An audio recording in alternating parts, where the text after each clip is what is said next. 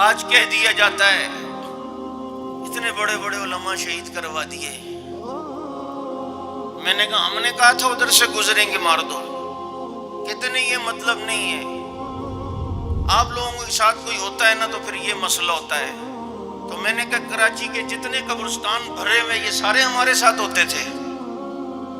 اگر کسی قبرستان میں 50,000 قبریں ہیں ان میں 50 بھی ایسے نہیں ہوں گے جو ناگن چرنگی جمعہ پڑھنے آتے تھے.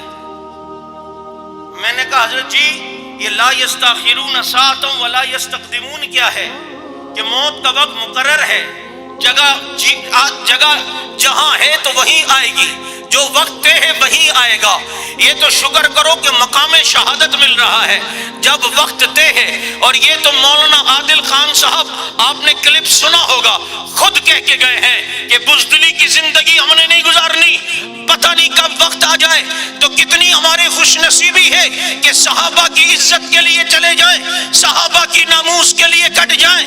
اگر کوئی یہ کہے اتنے بڑے بڑے چلے گئے تو میرا بھائی بات سن. حضرت عثمان کے قتل کی افواہ پھیلی, شہادت کی افواہ جب چلی, اب میرے پیغمبر اٹھتے ہیں آ کر صحابہ سے کہتے آؤ بیعت لیں. اس وقت تک نہیں جائیں گے جب تک عثمان کے خون کا بدلہ نہ لیں.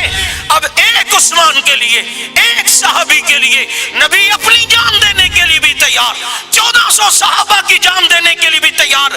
آج سارے مشائخ, سارے کتب, سارے ابدال مل جائیں, نبی کے خون کے ساتھ مقابلہ نہیں کر سکتے.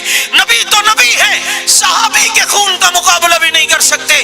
ایک عثمان کے لیے نبی اپنی جان دینے کے لیے تیار, 1400 صحابہ کی جان دینے کے لیے تیار. ہاں ہاں یہ ایک عثمان کے لیے جان دینے کا ارادہ ہو رہا ہے. رب کو اتنا پسند آیا اللہ نے قرآن بھیج دیا.